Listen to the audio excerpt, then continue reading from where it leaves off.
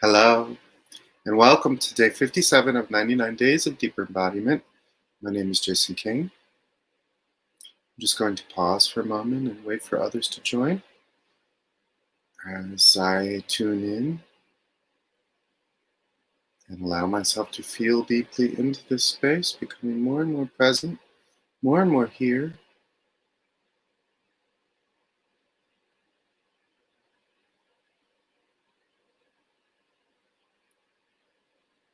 I'm doing the live stream quite late today. It's been an interesting day. Been feeling a lot of energy today, so I'm feeling all of that. It really pushed the live stream to the end of the day, which is fun.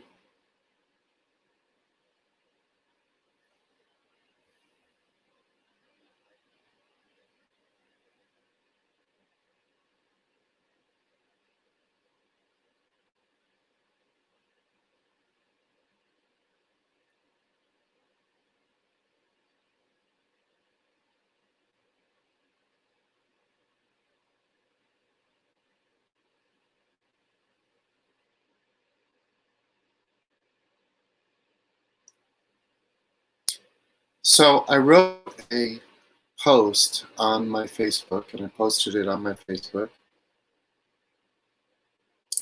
in the morning, early in the morning. I see some people are joining, so leave a comment if you're joining so that I know you're here. So I started talking about the fact that I left a post this morning, and the post is on sex and feeling. So I wanted to go a little bit further into that during the live stream today. For those of you who haven't read the post, then please do, so that you can kind of fill yourself in on what I'm talking about here. And if that feels fun, then do it now. Come back to come back to this live stream, or do it later. Whenever feels fun, it doesn't matter.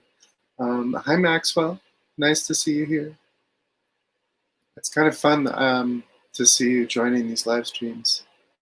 Actually, I noticed that yesterday you actually joined. So I figured this time actually works for you.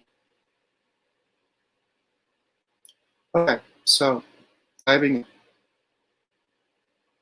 I left a post this morning on my Facebook about sex and feeling, and I wanted to talk about that a bit more during this live stream.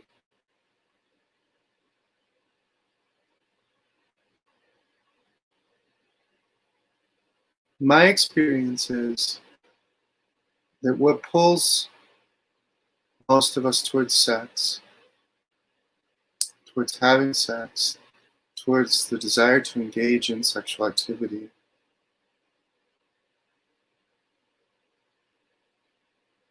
is oftentimes not seen or understood. It's not a conscious choice that we're moving with. There's a lot of unconsciousness moving the choice to move into sexual activity. Good morning, Maya. Nice to see you in the sunny morning of Cape Town. It is evening here, quite late.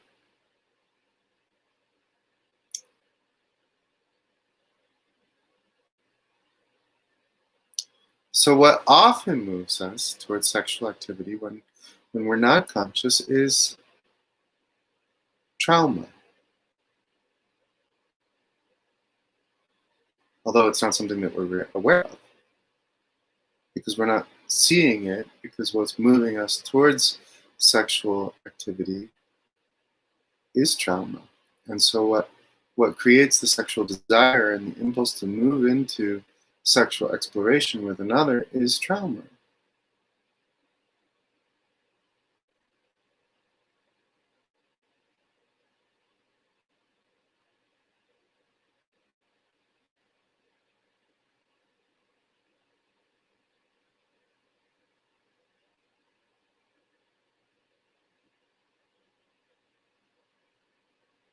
So let's just sit with that for a moment and review our own past sexual activity in our lifetime.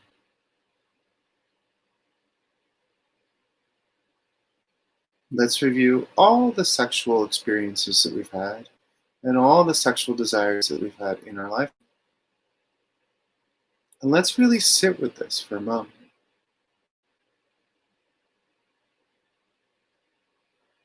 As I ask the question,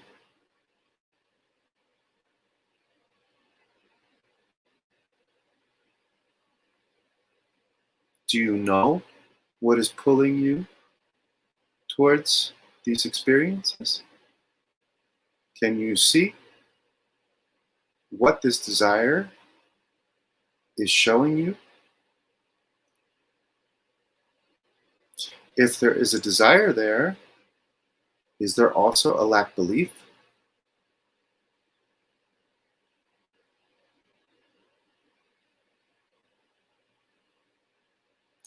Does the desire point to a lack belief? And does the lack belief say that you need sexual contact with another in order to feel your whole completeness? And at this point, it's not even your wholeness and completeness, because if the idea is there that you need to have sexual contact with another to feel whole and complete, then you're not even touching your wholeness and completeness yet, are you?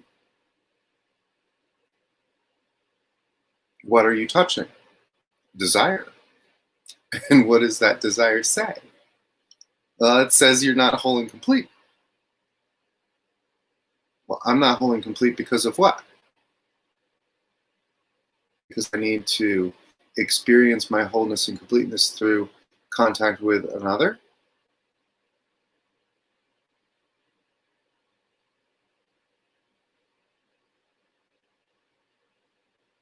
Let's look at it a little deeper. Let's get more curious.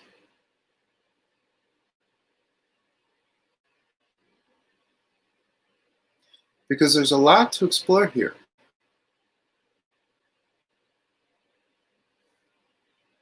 I mean, how much of our behavior from adolescent in through adulthood is based on needing and desiring and looking for sexual contact and partnership.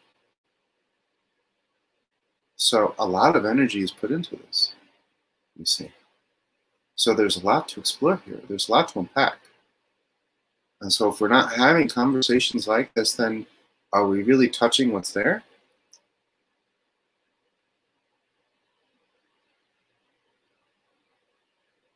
My experience is that as a gay man, I was moved by trauma in my life in very unconscious ways.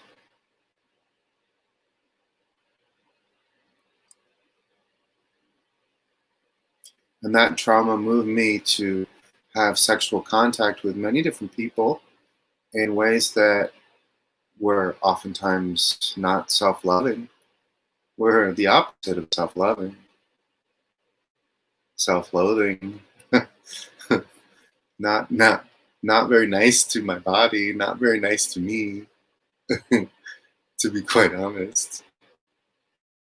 And so, what did I end up needing to use over time in order to continue to engage in this type of behavior? It became too intolerable to engage in this behavior any longer unless I was numbing myself further. And so, numbing myself further meant using alcohol. And so, many of my sexual adventures in my teenage years and my 20s were all based on alcohol. Alcohol was always the catalyst. Hmm. And so, what does that say about my connection with what I'm actually feeling? What does that say about how deeply I'm feeling within myself? If I'm using alcohol as a catalyst to move in the direction of contact with others, whether it be socializing in a club scene, like a discotheque or a club, or and then the follow on, which could be going on to a party and having sex. If alcohol is a lubricant through all of that, then what does that say about what I'm actually feeling? What am I feeling? Can I explore this?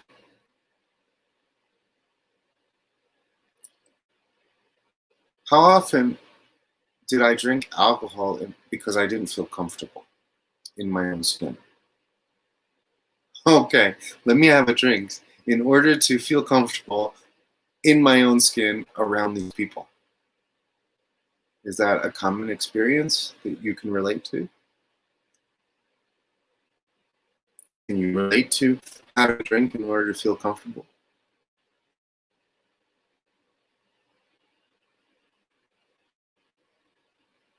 And so if I have to have a drink in order to feel comfortable, then what is it that I'm feeling? I am feeling discomfort. And so I have a drink so that I can ignore the fact that I'm feeling discomfort.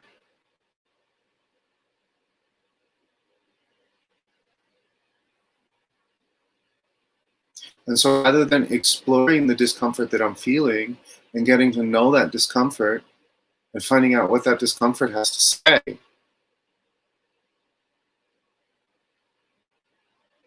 I move from the discomfort, reacting to the discomfort, having a drink so that I no longer feel the discomfort. And then that propels me towards what? A night of drinking, a night of intoxication, and then having sex with whoever.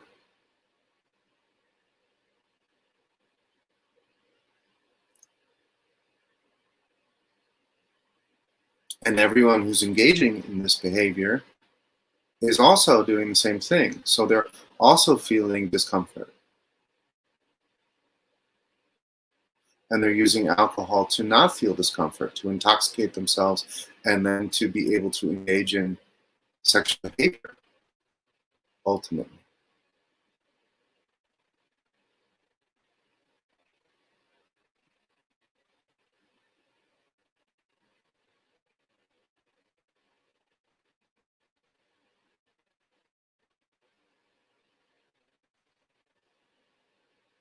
And so trauma is creating discomfort in the first place. And then I'm using alcohol to numb myself so that I don't feel that trauma. And then I go through a whole night of intoxication. So then I then have sex with strangers or with someone that I know. It doesn't matter. But in my case, it was often strangers, also doing the same thing. Then the sex becomes something that's also traumatizing. The entire night, the entire experience is then also traumatizing. So it's trauma on top of trauma. So the initial impulse, the initial movement came from where? It came from trauma. And then that created an entire experience that was also traumatizing.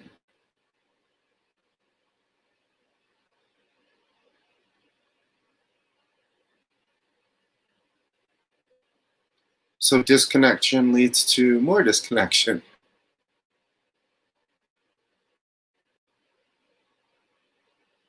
Lack of feeling leads to more lack of feeling. And what lack of feeling create in the first place? Well, let's feel into that. Where does most of the trauma come from? Most of the abuse in households comes from where? As a child, how are we most often traumatized? By our parents' lack of ability to feel us. And so then what do? They discipline us. And what is discipline? It is reacting. It is reacting to the child's behavior. Rather than feeling what is there, being present with what is there and responding to it from a place of presence, from a place of peace. And so this creates trauma.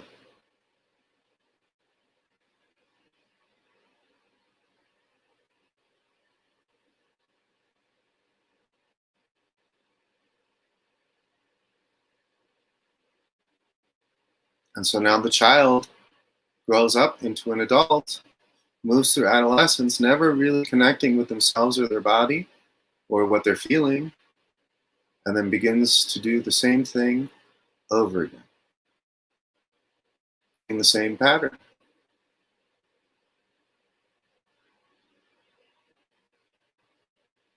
consistently re traumatizing over and over and over again.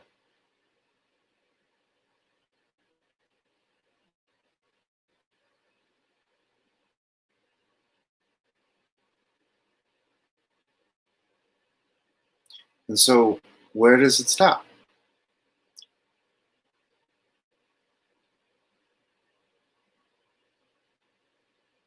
We can make excuses for ourselves all day long. Well, I I need a drink in order to socialize, in order to let go, in order to release, in order to feel myself and relax. Okay, cool. Do that.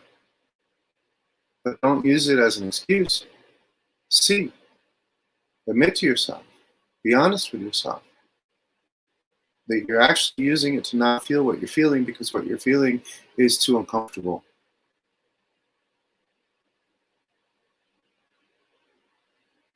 Don't lie to yourself about it. Recognize what's moving you.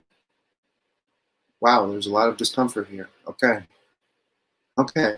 There's honesty now. Okay, wonderful. Now you're honest with yourself.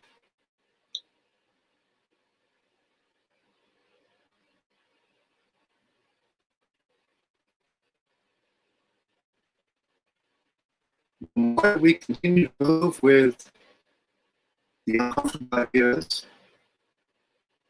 the sensations in the body that don't feel good, that we're not recognizing or acknowledging that we're to, the more we perpetuate the cycle over and over and over again.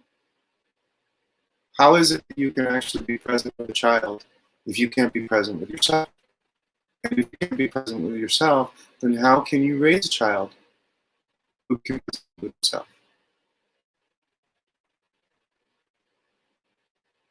If you can't be present with yourself, then all you're doing is traumatizing the child because all you're doing is disciplining them because you're not actually aware of what's moving you.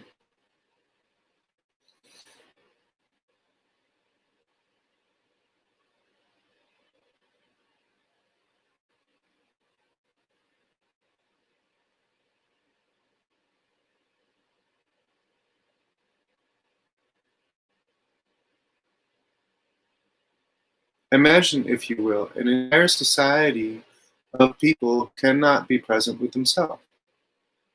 And they're all already children, and they don't have the ability to be present with their child. And they're teaching their child things from a headspace while at the same time reacting to their child's behavior.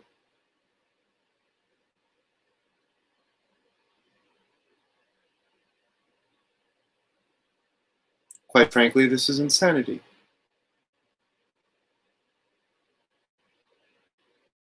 Being real is what you're feeling. Your experience is what you're feeling. What you're thinking has nothing to do with what you're feeling. Your thoughts don't have to have any alignment whatsoever with what you feel.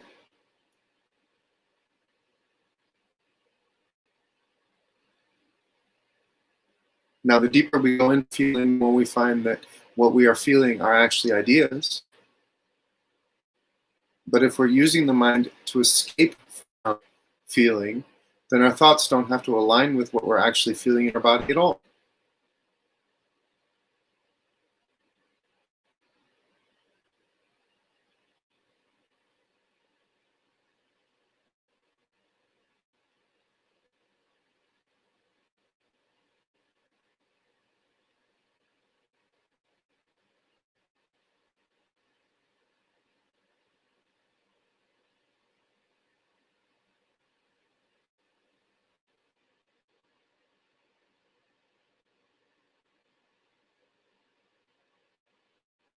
How uncomfortable is it in the body to feel the idea that my value, my self-worth, is based on how productive I am in society?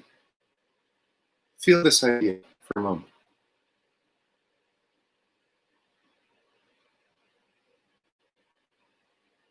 Your self-worth, your value in this world is based on how productive you are.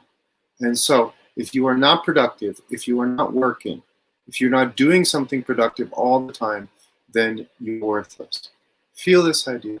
What does it feel like?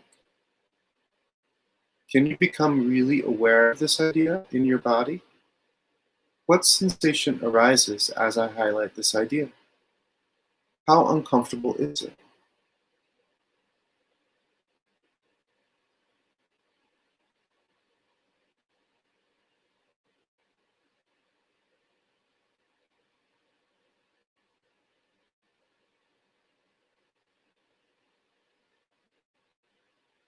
And so if this idea is present and believed,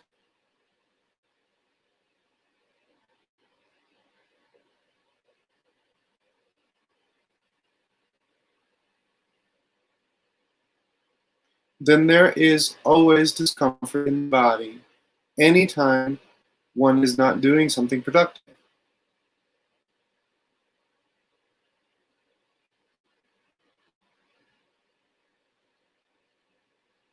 And so what's the reverse of doing something productive?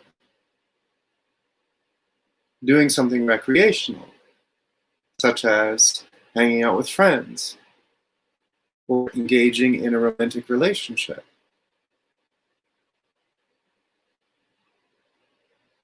And so if you're carrying this program, this socially constructed program that says that you are worthless if you're not doing something productive, then anytime that you want to relax and engage in intimacy, anytime you want to be present with friends or have a relaxing time, even with yourself or others, and this idea shows up, and what does it feel like?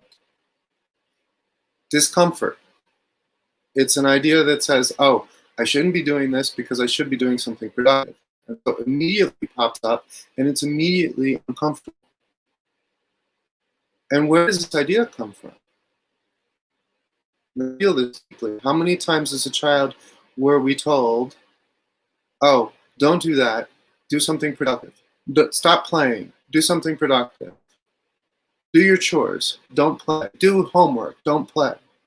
And so every single time, this is a trauma, you see? This is a trauma. Don't do that, discipline. Don't do that. Don't do that, discipline, discipline. Do something productive. You need to do something productive with your life.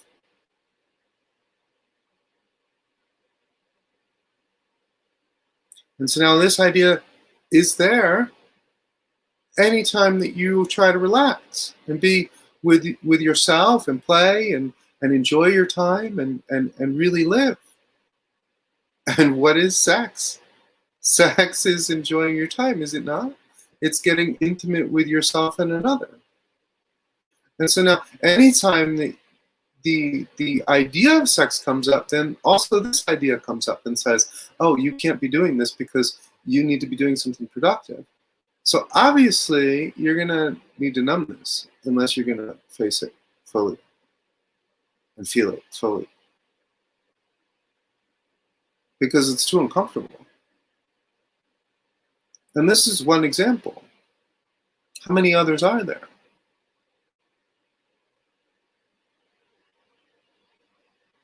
Of ideas that make it too uncomfortable for us to be with ourselves and to be with another without extreme discomfort.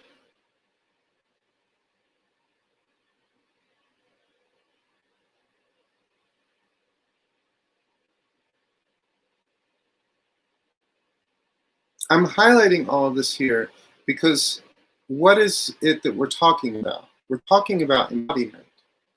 And so if I'm embodying, then I really want to be able to develop the ability to feel within myself, to feel fully and completely what is here. without having to use a drug or a substance in order to modify the way that I'm feeling, and to gain the awareness of what I'm feeling and be able to release these traumas, release these ideas effortlessly. And this will actually bring me into a place where I can feel others. And when I can feel others, then I can also be with them and be present with them and have a relationship that is truly intimate, that isn't just two people avoiding what they're feeling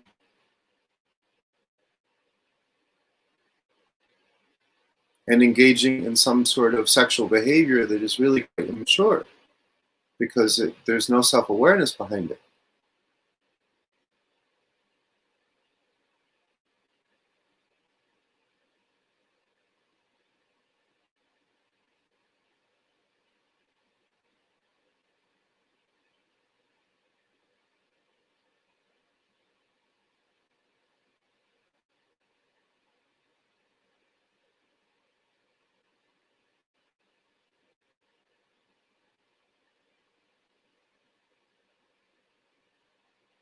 Let's imagine what it feels like to have met all of these very uncomfortable ideas within oneself and to be in a sexual relationship with another person who has also met all of these uncomfortable ideas within themselves.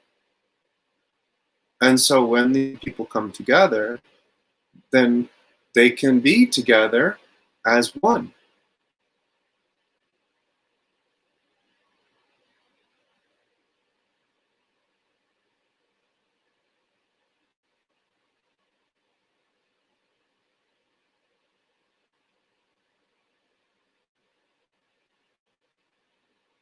It's not two bodies thrusting up against each other, not not able to feel what's there, not able to be fully present one with another. Rather, it's two embodied beings that are fully present, one with the other and one with the whole.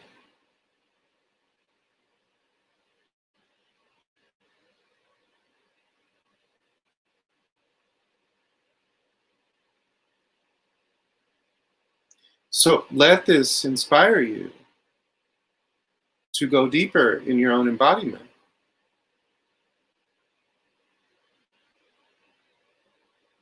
Because how exciting is it to actually have the opportunity to be listening to someone speak about the potentials that exist when you can really go deep with someone else in a space of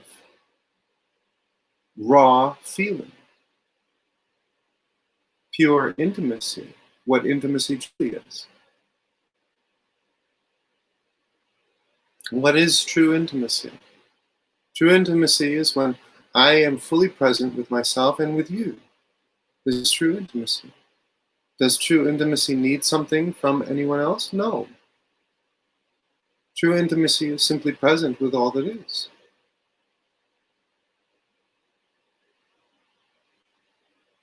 So if there's true intimacy isn't asking you for anything at all. It is simply present with you.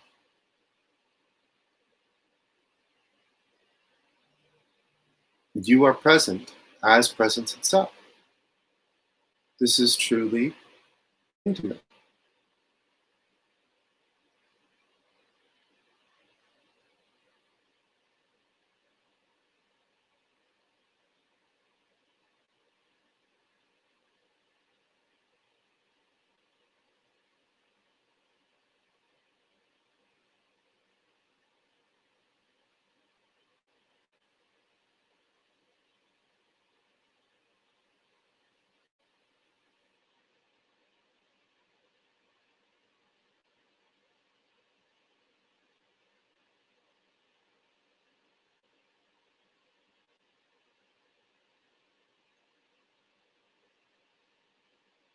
And the deeper we go, the more intimate we can be, even without any physical contact at all.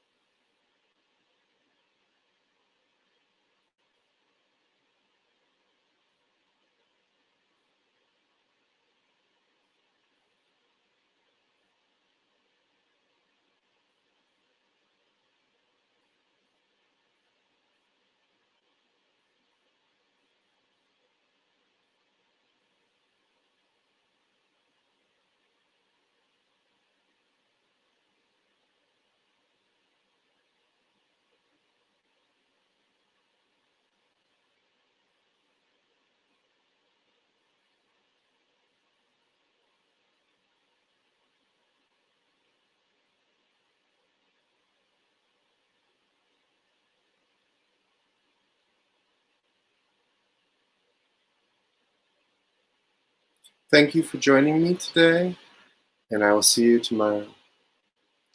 Have a wonderful day, evening, night, wherever you are in the world. I love you very much. Bye bye now.